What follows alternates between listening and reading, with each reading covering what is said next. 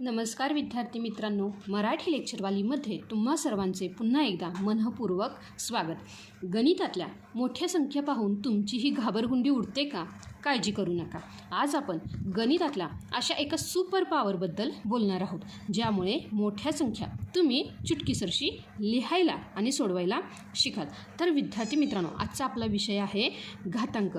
तर हा व्हिडिओ शेवटपर्यंत नक्की पहा, कारण आज आपण घातांकाचे सर्व नियम अतिशय सोप्या भाषेत उदाहरणासह समजून घेणार आहोत। चला तर मग विद्यार्थी मित्रांनो, घातांक म्हणजे काय हे समजावून घेऊया। काय सांगितलं बघा विद्यार्थी मित्रांनो, घातांक म्हणजे काय? तर बघा, जेव्हा एखाद्या संख्येचा वारंवार गुणाकार केला जातो तेव्हा जी काही आपण क्रिया करतो, ही जी काही क्रिया आहे ह्या मांडण्याच्या पद्धतीला घातांक असे म्हणतात। लक्षात आलं का? म्हणजेच बघा, उदाहरणार्थ मी काय केलं बघा, उदाहरण घेतलं 5 गुणिले 5 गुणिले 5 गुणिले 5। हे काय लिहिलं रे मी? 5चा घात 4। काय घेतलं बघा? 5चा घात 4। तर बघा विद्यार्थी मित्रांनो, हा जो काही 5 आहे हा आहे पाया, ज्याला आपण बेस असे म्हणतो, आणि हा जो काही 4 आहे हा काय आहे रे? घातांक, ह्याला आपण इंडेक्स असे म्हणतो। लक्षात आलं का? घातांक म्हणजेच काय? एकाच संख्येचा वारंवार केलेला गुणाकार। काय सांगितलं बघा? एकाच संख्येचा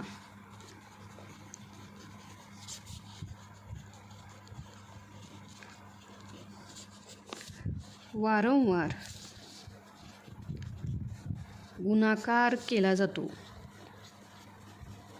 गुणाकार केला जातो, तेव्हा ती क्रिया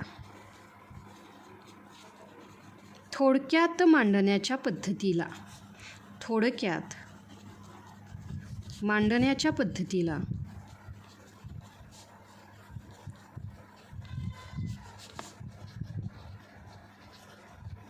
घातांक असे म्हणतात। काय सांगितलं बघा विद्यार्थी मित्रांनो? घातांक असे म्हणतात। बघा, जे काही वरील उदाहरण पाहिलं, ह्या उदाहरणामध्ये 5 काय आहे रे?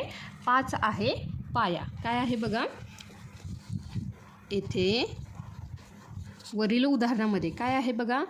5 हा पाया, ज्याला आपण काय म्हणतो? बेस म्हणतो। काय म्हणतो? बेस म्हणतो। आणि 4 हा घातांक, 4 हा घातांक, घातांकाला आपण काय म्हणतो? इंडेक्स। काय म्हणतो बघा विद्यार्थी मित्रांनो? इंडेक्स आहे। लक्षात आलं का? तर ह्याचं वाचन काय करायचं बघा? 5चा घात 4, 5 raised to the power 4। काय सांगितलं बघा? वाचन कसं करायचं? वाचन करायचं 5चा घात 4, आणि इंग्रजीमध्ये कसं करायचं? 5 raised to the power 4। लक्षात आलं का विद्यार्थी मित्रांनो? आता बघा, हे काय झालं रे? घातांक। आता ह्या घातांकाचे काय आहेत रे? काही नियम आहेत। तर बघा विद्यार्थी मित्रांनो, घातांकाचे नियम पाठ करू नका, ते समजून घ्या। चला विद्यार्थी मित्रांनो, काय आहे बघा पहिला नियम? तर पहिला नियम आहे समान पाया असेल। काय आहे बघा? समान पाया असलेल्या घातांकित संख्यांचा आपल्याला काय करायचं आहे बघा? गुणाकार। असलेल्या घातांकित संख्येचा गुणाकार। तर बघा विद्यार्थी मित्रांनो, आता काय करायचं? जर आपल्याला काय दिलं आहे बघा? पाया समान दिला आहे, तर गुणाकार करताना हा जो काही वरचा घात आहे ह्यांची होते बेरीज। काय सांगितलं बघा विद्यार्थी मित्रांनो? समान पाया असलेल्या घातांकित संख्येचा गुणाकार करताना नेहमी लक्षात ठेवायचे काय? जर पाया समान असेल तर गुणाकार करताना घातांकाची बेरीज होते। गुणाकार करताना घातांकाची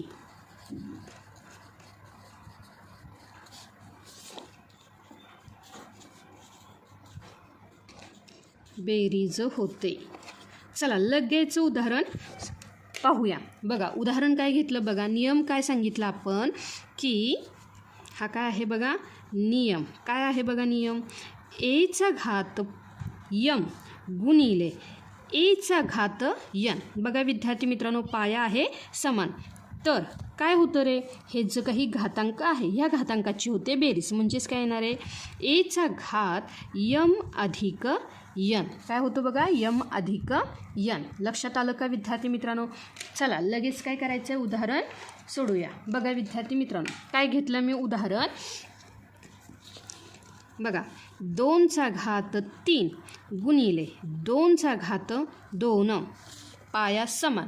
म्हणून काय करायची आपल्याला घातांकाची बेरीज. काय येणार आहे 2चा घात 3 अधिक 2 केलं का घातांकाची बेरीज. काय येईल बघा 2चा घात 5. 3 अधिक 2 बरोबर काय आलं विद्यार्थी मित्रांनो 5. लक्षात आलं का. चला लगेच दुसरं उदाहरण पाहूया.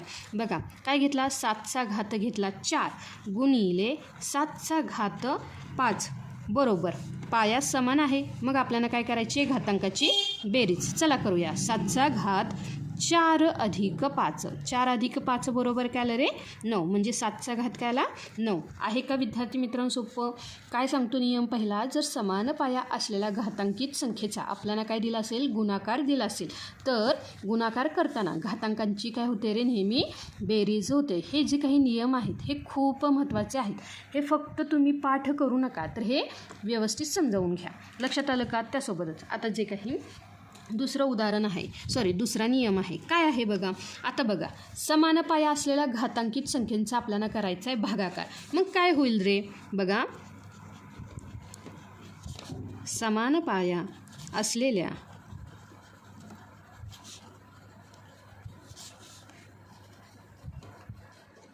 घातांकित संख्यांचा भागाकार करायचा आपल्याला. काय करायचं आहे घातांकित संख्यांचा भागाकार.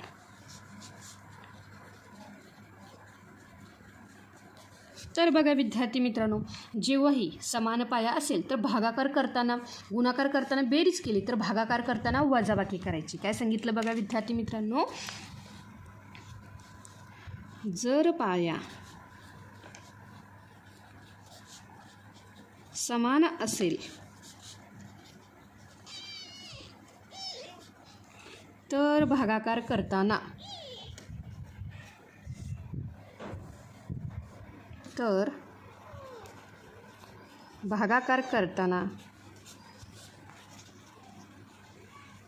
घातांकांची वजाबाकी होते. घातांकांची वजाबाकी होते. लक्षात आलं का विद्यार्थी मित्रांनो. आता बघा नियम काय आहे तर नियम आहे एचा घातांक यम भागिले एचा घात यन. घातांक म्हणला काय किंवा घात म्हणला काय. लक्षात आलं का विद्यार्थी मित्रांनो एकच आहे. बघा जेव्हा समान पाया आहे आणि त्या घातांकांची आपल्याला करायचा आहे भागाकार तर तिथे काय होते रे वजाबाकी. म्हणजेच काय येणार आहे एचा घात यम वजा यन. लक्षात आलं का विद्यार्थी मित्रांनो. चला लगेच काय करूया उदाहरण पाहूया. बघा जे काही पहिलं उदाहरण आहे ते काय घेतलं बघा. 5चा घात 8 भागिले 5चा घात 3 बरोबर पाया समान आहे. लक्षात आलं का. मग काय करायचे घातांकांची वजाबाकी. म्हणजेच काय 5चा घातांक 8 वजा 3 बरोबर काय येणार आहे 5चा घात 5. लक्षात आलं का विद्यार्थी मित्रांनो. त्यासोबतच मी दुसरं उदाहरण घेतलं. काय घेतलं बघा 10चा घातांक 12 घेतला. काय घेतला 10चा घात 12 भागिले 10चा घात 4 बरोबर पाया समान आहे. म्हणून काय करायची घातांकांची वजाबाकी. 10चा घात काय येणार आहे 12 वजा 4. काय येणार आहे 12 वजा 4. मग काय आलं रे उत्तर 10चा घातांक 12मधून 4 गेले उरले 8. 10चा घात 8 आहे का विद्यार्थी मित्रांनो सोपं. जर आपल्याला गुणाकार दिला असेल तर घातांकांची बेरीज करा आणि जर भागाकार दिला असेल तर घातांकांची वजाबाकी करा. आता काय आहे बघा जे काही तिसरा नियम आहे तो काय आहे बघा की जर आपल्याला घाताचा घात दिला असेल तर काय करायचं. म्हणजेच बघा विद्यार्थी मित्रांनो घाताचा घात दिला असेल तर बघा विद्यार्थी मित्रांनो एखाद्या संख्येचा, घातांकित संख्येचा पुन्हा घात दिला असेल तर त्या घातांकांचा गुणाकार होतो. काय सांगितलं बघा विद्यार्थी मित्रांनो, जर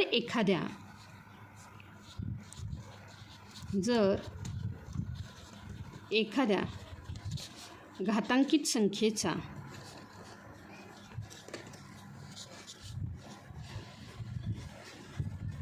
पुन्हा घात दिला असेल तर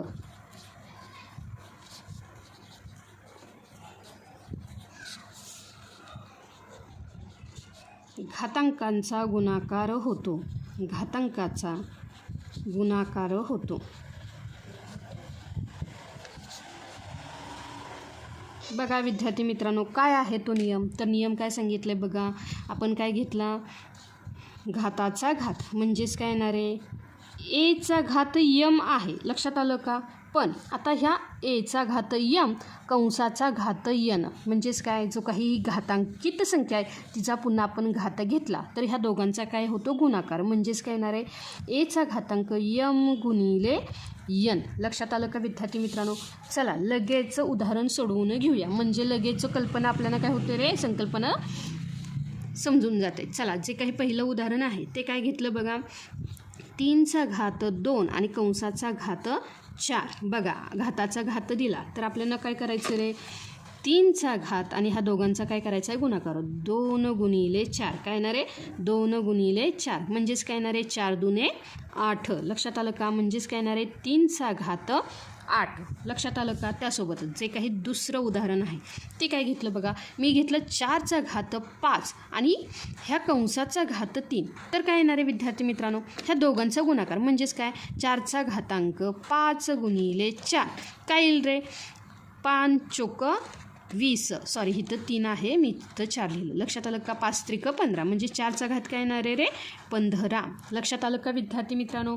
हा काय झाला रे, दुसरा. आता बघा नियम तिसरा काय सांगितलं आहे बघा, जर आपल्याला काय दिलं असेल, शून्याचा घात दिला असेल तर काय सांगितलं बघा, आपल्याला दिला आहे शून्याचा घात. आता काय करायचं बघा विद्यार्थी मित्रांनो, जेव्हाही आपल्याला शून्याचा घात दिला जातो तेव्हा कोणत्याही संख्येचा शून्य सोडून, शून्यावा घात नेहमी एकच असतो. काय असतो रे, नेहमी एक असतो. काय सांगितलं मी, कोणत्याही संख्येचा, पण तिथे शून्य येत नाही. काय सांगितलं, कोणत्याही संख्येचा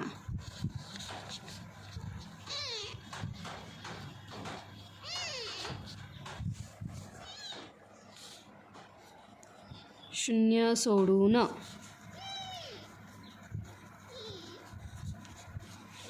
शून्यवा घात नेहमी एक असतो. काय असतो बघा विद्यार्थी मित्रांनो, नेहमी एक असतो. चला लगेच नियम काय करूया, पाहून घेऊया. काय आहे बघा नियम, काय सांगितला, जेव्हा कोणत्याही संख्येचा म्हणजेच काय एचा घातांक जर शून्य असेल तर त्याचं उत्तर नेहमी काय येणार आहे, 1. चला लगेच उदाहरण पाहूया. पहिलं उदाहरण काय घेतलं बघा, 100 ह्या संख्येचा घातांक काय आहे रे, 0. तर त्याचं उत्तर काय येणार आहे, 1. दुसरं उदाहरण काय घेतलं, 15 ह्या संख्येचा घात 0 आहे तर त्याचंही उत्तर काय येणार आहे, 1. लक्षात आलं का विद्यार्थी मित्रांनो? म्हणजे 0 घात असेल तर आपल्याला उत्तर नेहमी काय करायचं रे, 1 लिहायचं. लक्षात आलं का?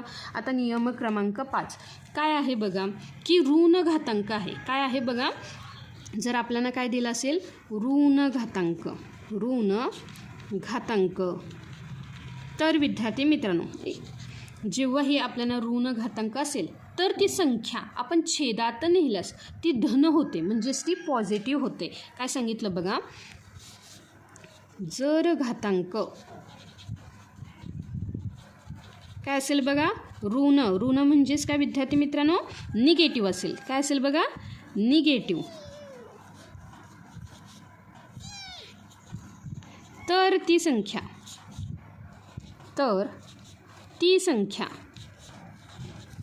छेदात नेल्यास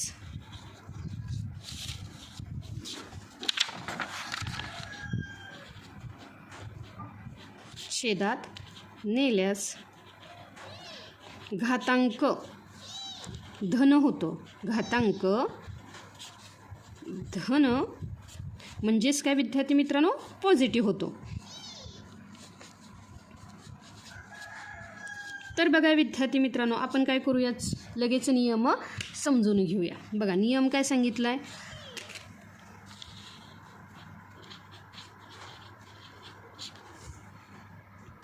एचा घातांक काय आहे बघा, एचा घातांक वजा यम म्हणजेच काय, घातांकाला ऋण म्हणजे निगेटिव्ह आला तर काय होणार आहे, तर ती संख्या म्हणजेच काय होणार आहे, 1/, काय येणार आहे, एचा घातांक यम, एचा घातांक यम.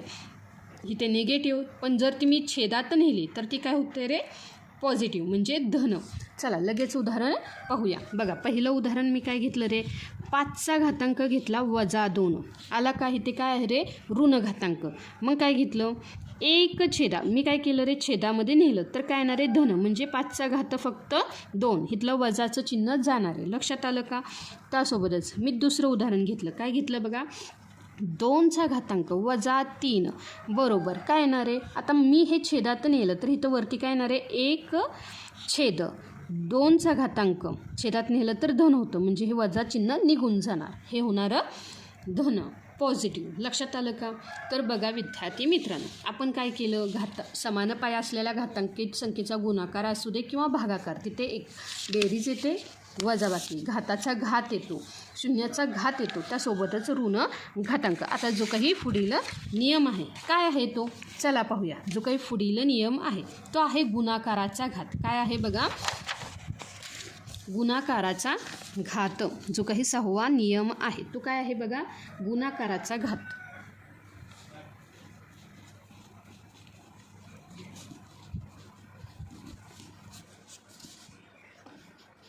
तर बघा विद्यार्थी मित्रांनो, जेव्हाही आपल्याला 2 संख्यांचा गुणाकाराचा जो काही घात असतो तो प्रत्येक संख्येला स्वतंत्रपणे देता येतो. काय सांगितलं मी, 2 संख्यांच्या गुणाकाराचा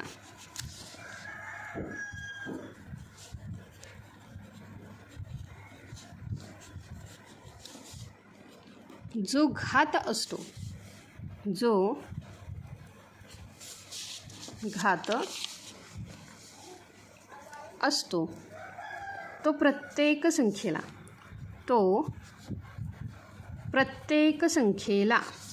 स्वतंत्रपणे देता येतो. काय सांगितलं, तो प्रत्येक संख्येला स्वतंत्रपणे देता येतो.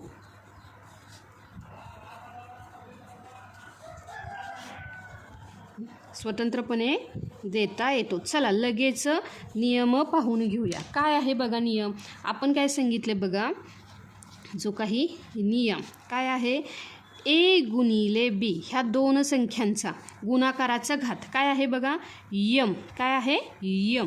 तर ह्या दोघांनाही आपल्याला तो स्वतंत्रपणे देता येतो म्हणजे एचा घात यम गुणिले बीचा घात यम. लक्षात आलं का विद्यार्थी मित्रांनो, जेव्हाही 2 संख्यांचा गुणाकाराचा घात असेल तर त्या दोन्हीही संख्यांना तो स्वतंत्रपणे देता येतो. लक्षात आलं का. चला लगेच उदाहरण पाहूया. काय घेतलं बघा, कंसामध्ये 2 गुणिले 3चा घात 4 म्हणजेच काय येणार आहे, 2चा घातांक 4 गुणिले 3चा घातांक 4. लक्षात आलं का. त्यासोबतच जे काही दुसरं उदाहरण घेतलं, काय घेतलं बघा, मी घेतलं 5x वर्ग. आता तुम्ही म्हणाल इथं 2 संख्या कुठे आहे, तर विद्यार्थी मित्रांनो चल आहे. लक्षात आलं का. 5 गुणिले x काय होतं, ह्याचा अर्थ 5 गुणिले x म्हणून काय येणार आहे बघा, 5चा घात 2 गुणिले xचा घात 2. लक्षात आलं का. 5चा वर्ग काय आला बघा विद्यार्थी मित्रांनो, 25. काय आला, 25. आणि काय आला, xचा घातांक 2 म्हणजेच काय आला, 25xचा वर्ग किंवा 25xचा घातांक 2. लक्षात आलं का. हा झाला नियम क्रमांक 6. आता त्यासोबतच जो काही 7वा नियम आहे तो काय आहे बघा, जसं आपण गुणाकाराचा घात केला तसंच आपल्याला काय करायचं आहे, भागाकाराचा घात करायचा. काय करायचं बघा, भागाकाराचा घात. तर बघा विद्यार्थी मित्रांनो, जेव्हाही आपण काय करतो, अंशाचा आणि छेदाचा सामायिक घात असेल तर तो दोघांनाही स्वतंत्रपणे लागू होतो. काय सांगितलं बघा मी, अंशाचा आणि छेदाचा सामायिक घात असेल सामायिक घात असेल तर तो दोघांनाही स्वतंत्रपणे लागू होतो. काय सांगितलं? दोघांनाही स्वतंत्रपणे लागू होतो. तर बघा विद्यार्थी मित्रांनो, काय आहे तो नियम?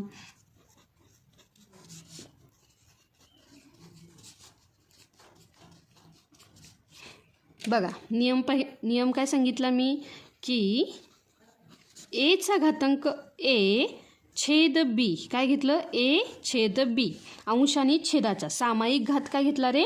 यम. तर बघा विद्यार्थी मित्रांनो, काय होईल? तर तो दोघांनाही लागू होईल. म्हणजेच काय? एचा घात यम छेद बीचा घात यम. लक्षात आलं का विद्यार्थी मित्रांनो? चला, जो काही नियम आहे तो समजावून घेऊया. बघा पहिलं जे काही उदाहरण आहे ते काय घेतलं बघा मी. अंशामध्ये घेतला 4, छेदामध्ये घेतला 5चा घातांक 3. लक्षात आलं का? दोघांनाही स्वतंत्र. म्हणजेच काय? 4चा घात 3 छेद 5चा घात 3. लक्षात आलं का? दोघांनाही स्वतंत्रपणे लागू होतो. दुसरं उदाहरण काय घेतलं? 7/2चा घातांक 2. म्हणजेच काय येणार आहे? 7चा घात 2 छेद 2चा घात 2. लक्षात आलं का विद्यार्थी मित्रांनो? म्हणजे गुणाकाराचा घात असू दे किंवा भागाकाराचा घात असू दे, आपल्याला ते दोन संख्येंना स्वतंत्रपणे देता येतो. आणि नियम क्रमांक 8 काय आहे बघा? नियम क्रमांक 8, एक घात असलेली संख्या. काय आहे बघा? एक घात असलेली संख्या. आता बघा विद्यार्थी मित्रांनो, जेव्हाही कोणत्याही संख्येचा पहिला घात म्हणजे तीच संख्या असते, हे विसरायचं नाही. काय सांगितलं बघा? कोणत्याही संख्येचा पहिला घात म्हणजे तीच संख्या असते. काय असते बघा?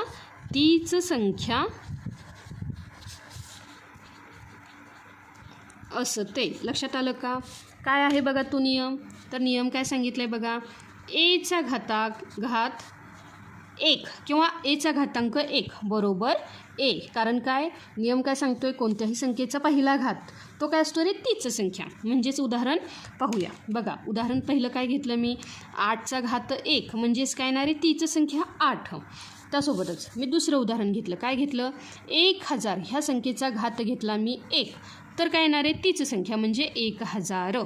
तर विद्यार्थी मित्रांनो बघा, जेव्हाही पाया काय असेल रे? पाया सारखा असेल तर गुणाकार करताना होते ती बेरीज. काय सांगितलं? नेहमी लक्षात ठेवा.